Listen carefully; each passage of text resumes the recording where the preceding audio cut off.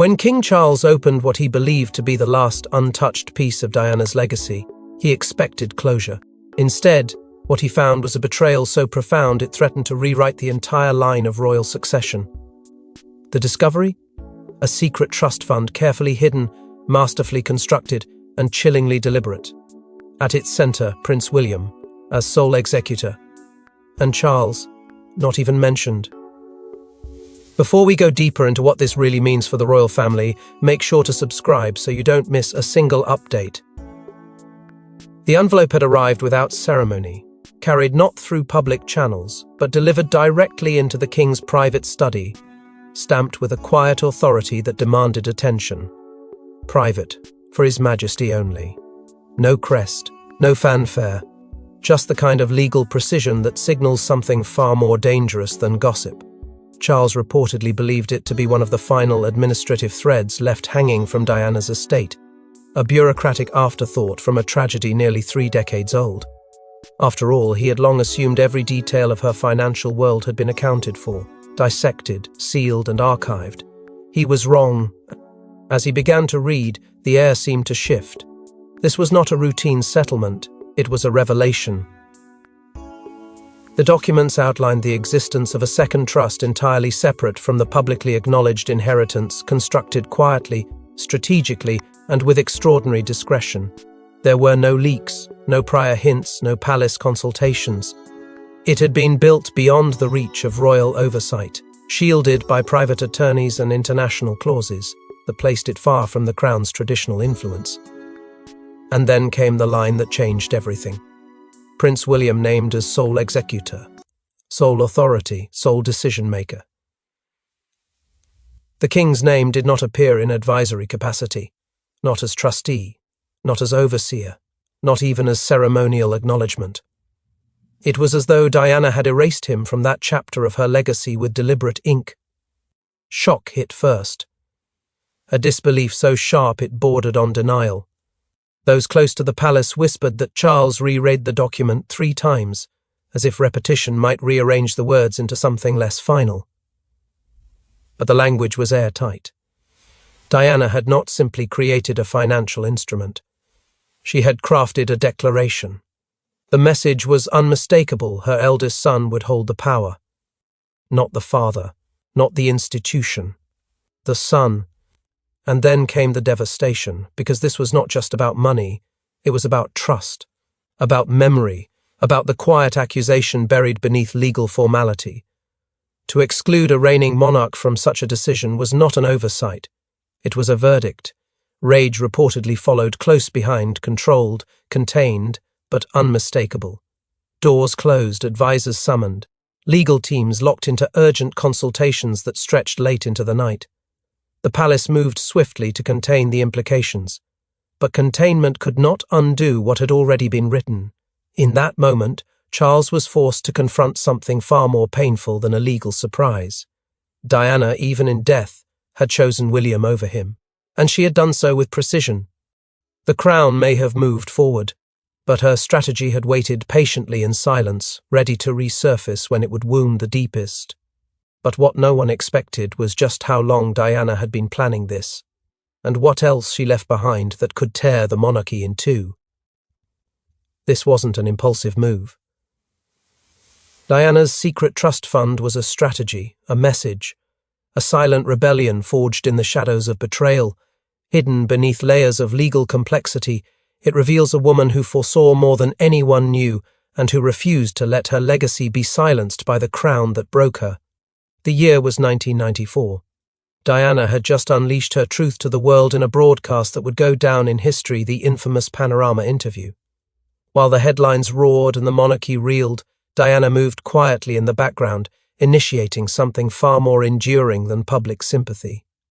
She began crafting the foundation of a secret financial stronghold, a trust fund so intricately designed that not even the royal accountants could trace its origin. Every step she took was deliberate, veiled in discretion, and masked with the innocence of post-divorce logistics. But behind that curtain, she wasn't just dividing assets, she was drawing new battle lines.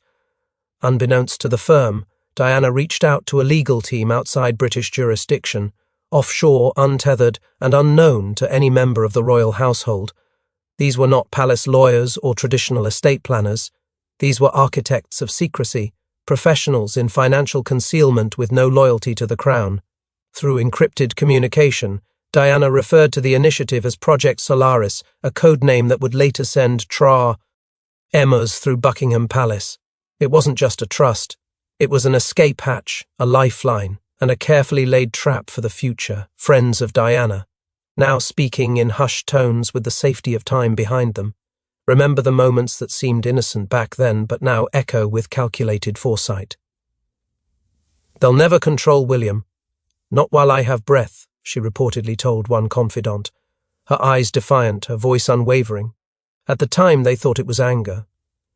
But now, in the shadow of the discovery, it's clear it was a prophecy. She knew. She always knew that the system would try to shape her sons in its own image. And she made it her mission to place a firewall between them and the machine. Asset by asset, she moved pieces of her world under the protection of charitable causes, artworks, and philanthropic initiatives. But each one came with stipulations that connected back to the trust, feeding it power, longevity, and legitimacy. The pieces fit only when viewed from a distance, each donation, each purchase, each gesture forming a constellation of intent. This was not just about shielding money. It was about building a fortress of influence that would survive her absence. Her personal diaries, now partially revealed through sources close to the fund, contain chilling passages that hint at her true state of mind. One entry reads, "I no longer trust the eyes that smile at me from across the table. Too many whisper in Charles's ear. Too many wait to take what should belong to my boys." Her distrust ran deep not just of Charles, but of the entire estate network that surrounded him. And in that climate of betrayal, Diana carved out her own kingdom. One with no throne, but with power far more enduring. But this wasn't just about money, it was about power. And Diana made sure it was placed in the hands of the one man she trusted to wield it. For years, William lived in the shadows of duty, unaware that a ticking time bomb had been placed at his feet by the very mother he lost too soon. When the truth emerged, it didn't just shock him, it forced him to question everything he thought he knew about his parents and his destiny. At first, it felt like a cruel fabrication, a falsehood wrapped in his mother's name meant to manipulate or distract. The envelope arrived without warning, its contents shielded in silence for nearly 3 decades. He held the letter in his hands, his fingers trembling as he peeled back the sealed wax that bore Diana's final imprint. The documents accompanying it outlined the terms of the secret trust, but it wasn't the numbers or legal jargon that shattered him, it was her voice. Her words, written in ink that hadn't faded, pierced through time. "This is your shield. One day you will need it." It was as if she had seen the battles ahead, the betrayals waiting to rise. It was as if she had always known he would one day be cornered by a crown that demanded more than he was willing to give. In the privacy of a countryside retreat far from London's suffocating corridors, William read her letter in full. Catherine and Princess Anne were there, the only 2 Diana had ever truly trusted to protect him from within the palace walls. As his eyes scanned line after line, the weight of his mother's pain and her strength unfolded before him. She hadn't just left him money. She had left him a legacy, a choice, a care. Ali constructed escape from a life she feared would consume him. Witnesses say he wept openly, shoulders shaking with the burden of a truth no son should have to carry alone. Catherine sat beside him in silence, her hand resting gently against his back. Anne simply whispered, "She never stopped fighting for you." But the reality was far more complicated than any private vow of loyalty. William was no longer just Diana's son, he was the heir, bound by protocols, trapped in a monarchy that demanded sacrifice over sentiment. To act on Diana's trust meant to quietly rebel against the very institution he was meant to lead. The crown expected him to dismiss sentiment, to ignore his mother's warnings, but the trust was real, legally binding, and the power it gave him absolute. He wrestled with the decision for weeks, torn between obligation and the unspoken bond with a mother who had died protecting him from the very forces now circling again. In the end, the silence between heartbeats gave him his answer. William didn't announce his choice. He simply began honoring the terms, quietly, methodically, executing Diana's vision from within the system that tried to erase her. And with that single act of defiance, the heir to the throne became something more dangerous than the monarchy had anticipated. A son choosing his mother's truth over the crown's legacy. But secrets this powerful never stay hidden for long, and someone inside the palace was ready to expose everything. When Camilla discovered the existence of Diana's secret financial legacy and her complete exclusion from it, something inside her broke. But the shock wasn't just about wealth, it was about position, legacy, authority, and above all, a fear she never spoke aloud, that Diana had just risen from the grave to reclaim the crown. The news did not come gently. Camilla heard whispers before she saw the documents.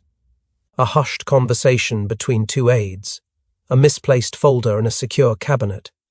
But when she finally confronted Charles and demanded full disclosure, what she received was not clarity, it was rejection. Her name wasn't on a single page. The trust papers now secured under legal protection named William as the sole executor. Charles had no authority. Camilla? She didn't exist in that world.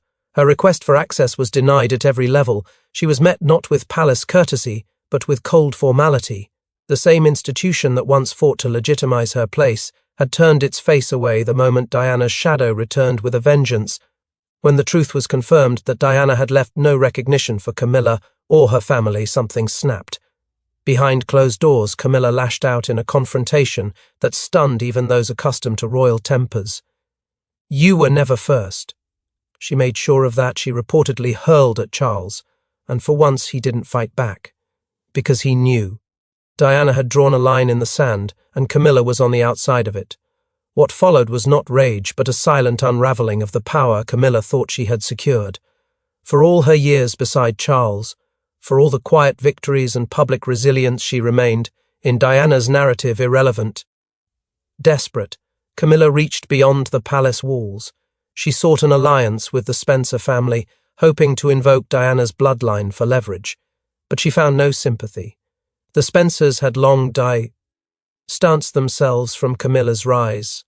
And now, with Diana's trust document sealing her exclusion, they saw no reason to extend a hand. Camilla's calls went unanswered. Her overtures politely declined.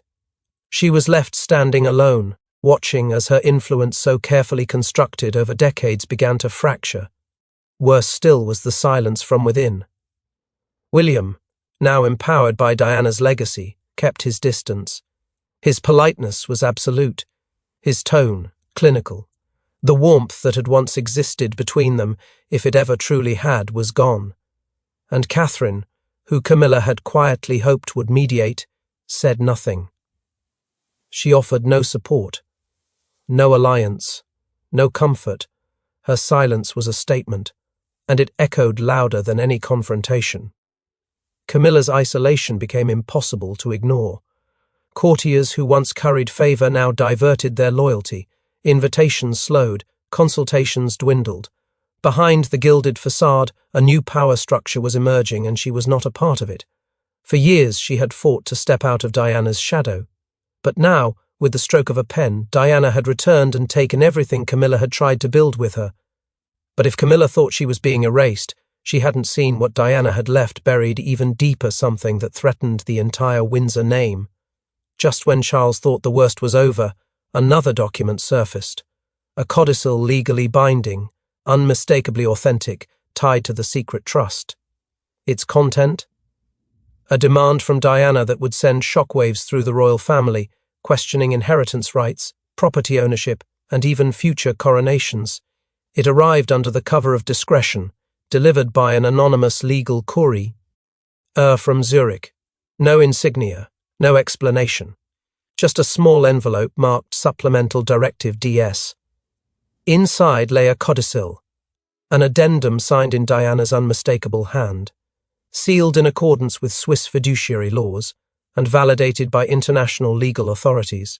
It was real, and it was dangerous. The opening line stunned even the most hardened royal lawyers. "This shall serve as the protection of my son's future crown." It was not merely a maternal wish, it was a legally enforceable instruction. Diana had embedded her will into stone, tethered to the financial machinery of the trust fund that now served as William's unseen armor. The implications were immediate and vast. The codicil included a provision that revealed funds from the trust had been used to quietly acquire stakes, strategic, legal, and symbolic, in properties long considered Crown-controlled. Highgrove, Kensington. Specific references to birthright residences that Diana described as spiritually and historically belonging to her sons, not to the monarchy. These weren't sentimental declarations, these were transactional truths, properties that had been repurchased, restructured, or tied into limited partnerships through third-party fronts, all leading back to her secret trust. The royal estate, once seen as an unassailable fortress, now had cracks Diana had carved decades earlier. Within hours, palace legal teams were in chaos. Barristers pored over centuries of royal inheritance precedent, only to find that Diana's moves had exploited loopholes none of them saw coming. Could this codicil, created in private and under foreign jurisdiction, actually overrule existing arrangements blessed by the Crown? C. Would it invalidate Charles's assumed control over certain properties? Worse, could it disrupt the delicate legal choreography of future coronations by asserting Diana's trust as a sovereign influence? Behind closed doors, panic set in. If the codicil was upheld, then William would not just control the trust, he would control the very real estate and narrative the monarchy relied upon to preserve tradition. The symbolic value of Diana's maneuver became clear. The Crown could no longer dictate legacy unchallenged. Her trust had become a shadow institution operating with legal independence, emotional weight, and now territorial consequence. The implications weren't theoretical, they were existential. Coronation documents, inheritance structures, and even ceremonial privileges were placed under urgent review. What began as a financial curiosity had now become a constitutional flashpoint. And Charles, for the first time in his reign, faced the undeniable truth that Diana's reach extended far beyond her lifetime. She hadn't merely preserved her son's future, she had fortified it and tied it irrevocably to her own name. As the palace plunged into crisis mode, one figure moved silently through the chaos: Catherine, who had known about the trust long before the others did. She had carried the weight of the secret for years. Catherine, sworn to silence by William, knew the moment would come when Diana's legacy would rise like a wave. And when it did, it was Catherine, not Charles, not Camilla, who held the calm, collected power Diana once wielded with grace and fury. It began with a late-night conversation, long before any of this reached the public eye. William wrestling with the enormity of the trust and the letter Diana had left behind, confided in the only person he trusted completely. Catherine listened, not with shock, but with a quiet sense of responsibility. From that night forward, she became the silent steward of a truth that could one day transform the monarchy from within. She never asked for access to the documents, never pushed for details. Instead, she studied Diana's words, the legal framework of the trust, and the encrypted notes left buried in its digital archives. Each phrase, each clause revealed not just a mother's protection, but a map of vision for the Crown's future. And Catherine followed it. Over the years, as the storm quietly brewed in the distance, it was Catherine who helped William make the most crucial decisions. When doubts crept in about whether to honor Diana's instructions or bury them under tradition, it was Catherine who reminded him that legacy wasn't just inherited, it was chosen. Her voice never rose in the heated meetings. She never demanded.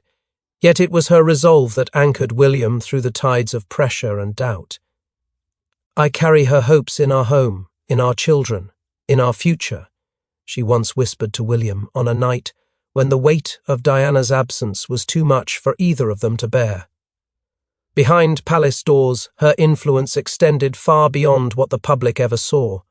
As factions within the royal machine tried to discredit the codicil or sabotage the legal standing of the trust, it was Catherine who acted. Quietly but decisively, she intercepted narratives, redirected inquiries, and exposed internal strategies designed to disempower William's legal authority. Her actions weren't loud, but they were decisive. The machinery that had once worked against Diana now found itself thwarted by a new force, one that carried Diana's spirit, but none of her vulnerability. Her calm amid the chaos didn't go unnoticed. Princess Anne, the most formidable of royal warriors, began to see in Catherine the same steel she had once respected in Diana. Edward, long removed from the central fray, began consulting Catherine directly, bypassing traditional channels. In the growing silence from Charles and the fading clout of Camilla, Catherine emerged not as a replacement but as a fulfillment. Diana's legacy wasn't just in documents and titles. It was in Catherine's rise. A woman born outside the aristocracy, now holding a centre of gravity powerful enough to tilt the throne. And still she said nothing publicly. She never needed to. Her silence had already become louder than any proclamation. Her strength, forged in loyalty, patience, and unshakable purpose, reshaped the palace itself. For while others fought to preserve their place, Catherine was quietly building a new foundation altogether. But even as Catherine held the line, a deeper truth emerged, one Charles had never anticipated. Diana never stopped preparing for a second monarchy. It wasn't just a fund, it was a blueprint. Diana's documents revealed more than financial foresight. They outlined a vision of a royal institution reborn under new values. And at its core, William, not as a puppet of the past, but as the architect of a crown untainted by scandal or compromise. Among the archives hidden deep within the trust's encrypted files were pages of Diana's handwritten notes, some philosophical, others ruthlessly strategic. It became clear that the fund was never just about shielding William from the crown's weight. It was a launchpad. Diana envisioned a monarchy no longer defined by blind tradition but by service. She called it a monarchy by the people, one that earned its place through compassion, not control. In coded letters to select European royals, Diana laid out her hopes for an alliance beyond the cold formality of bloodline. Royals who had themselves reformed, modernized, evolved, they were the models she hoped William would learn from, and in time surpass. Her plan went further than anyone had dared imagine. She listed names, charities, global initiatives, and grassroots movements she believed would one day need the protection of the crown, not for prestige but for purpose. In a stunning reversal of tradition, she even suggested that the monarchy should relinquish certain ceremonial privileges in favor of deeper public integration. Her notes made it clear she didn't want William to rule over the people. She wanted him to serve with them. One note, buried beneath financial documents, sent chills through the team who decoded it. The monarchy must reflect the heart of its people, or it will die with its jewels on. Diana had no interest in preserving a title for title's sake. She wanted William to carry a moral crown, not a golden one. And in that ideal, succession was no longer about lineage, it was about character. In Diana's imagined monarchy, blood did not guarantee a throne. It was earned, through duty, through truth, through sacrifice. Analysts reviewing her public speeches began to see them differently. Her phrasing, once thought poetic or romantic, now revealed a patterned strat. Agic language layered with subtext, subtle warnings, veiled allegiances, quiet indictments of the institution that suffocated her. Diana had been broadcasting her rebellion all along, and no one had been listening except, perhaps, William. Her mistrust of palace handlers was detailed with startling clarity. She wrote of men in velvet shadows whispering in Charles's ear, orchestrating public opinion, silencing dissent, protecting tradition at the cost of humanity. Diana saw them not as guardians of the crown, but as gatekeepers of stagnation. And it was those very courtiers she feared would one day attempt to break her son, just as they had tried to break her. What she left behind, then, was more than a plan. It was a quiet revolution, one inked in emotion, sealed with foresight, and carried forward by a son who had spent years unknowingly walking in the footprints of a mother who had already mapped his rise.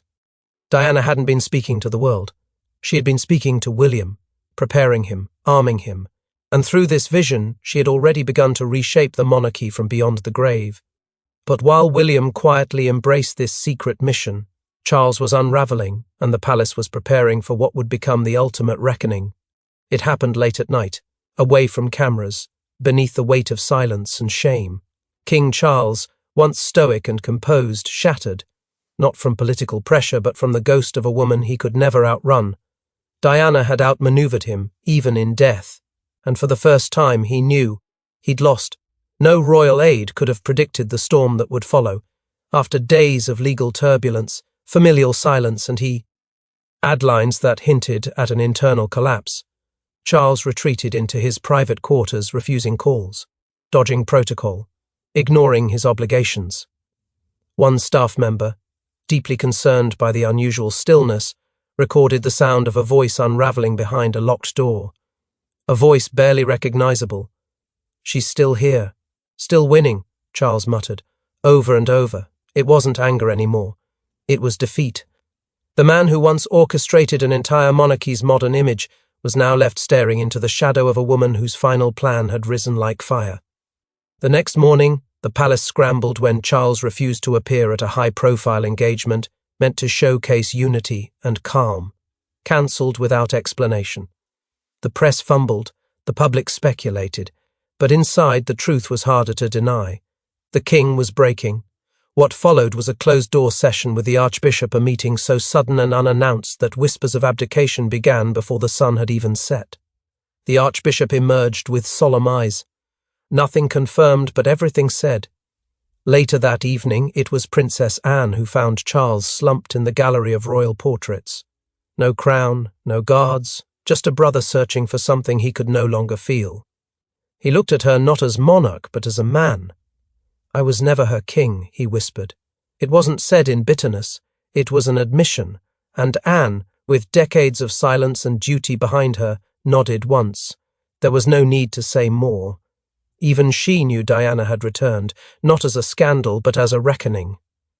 Then, without ceremony, Charles did something that startled even his most trusted aides. He took a framed photo of Diana one long remove, from public display, and quietly placed it inside the sealed royal archive. No fanfare, no official record, just a symbolic surrender, an acknowledgement that history could no longer be rewritten. Diana had etched herself into the monarchy's bones, and now her legacy lived louder than the crown itself. And William, ever the observer, ever the silent strategist, watched it all unfold. He did not speak, he did not interfere. But in that moment, watching his father fold beneath the ghost of the woman who had protected him from beyond the grave, he understood something no one else did. The throne was shifting, not because of power or politics, but because of legacy. A legacy written in heartbreak, sealed in truth, and delivered in silence. But the story didn't end there, because Diana had left one final message, and it was addressed to William, sealed, and never meant to be opened until now.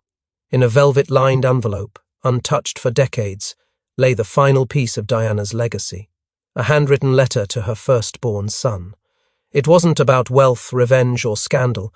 It was a coronation, in words, a mother's final blessing, crowning William not just as a future king, but as the rightful protector of a new era. The letter had been hidden deep within the vaults of the Swiss legal firm responsible for managing the secret trust. It was never meant to surface until every clause of Diana's carefully laid plan had been set in motion. But once the codicil was confirmed, once the monarchy began to tremble beneath the weight of revelations, a final key was delivered to William by a discreet courier. No fanfare, no royal emblem, just a private envelope bearing one line in Diana's elegant hand. D, for William, when the moment is right. That moment had arrived. Alone, beneath the hush of night, William opened the letter. According to palace sources, it was the only time in years he wept without restraint.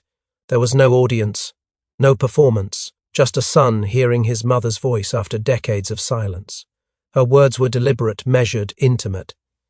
"If you're reading this," she wrote, "then you've already seen the world for what it is and the crown for what it can become. I trust you to lead, not because you must, but because you can." She spoke of love, not just the love of a mother, but the love she believed a monarch must feel for his people. She warned him of the wolves cloaked in silk, the institutions that would ask for his loyalty but offer none in return. And yet, above all, she reminded him that kindness was not weakness, that integrity, not inheritance, would be the making of him. In that moment, everything William had questioned, the secrecy, the sacrifice, the years of quiet resistance, finally made sense. He understood not just the magnitude of what Diana had built, but the reason behind every piece of it. It wasn't about vengeance. It wasn't about Charles. It was about protection. It was about legacy. And it was about giving her son the tools to survive a world that had nearly destroyed her. With the weight of her words pressed against his chest, William made a decision few expected. He sought out Charles, not with accusation but with a quiet grace, a reconciliation, not a concession. He extended his hand not to forget the past, but to prevent it from poisoning the future. Witnesses to their brief exchange said nothing was spoken of the letter, nothing needed to be. But something shifted that night. A silent understanding passed between father and son. The monarchy would endure, but only if it evolved. And as the days passed, it became clear to those within the palace, and far beyond its gates, the axis of power had moved. The house of William and Catherine, once seen as heirs in waiting, now stood unmistakably at the helm. Not because a document demanded it, but because a legacy had crowned them. And so, in the silence of a mother's final word, a new monarchy was born, not of tradition, but of legacy, love, and unshakable will. Thanks for watching. Please don't forget to like and subscribe, and we will see you in next one.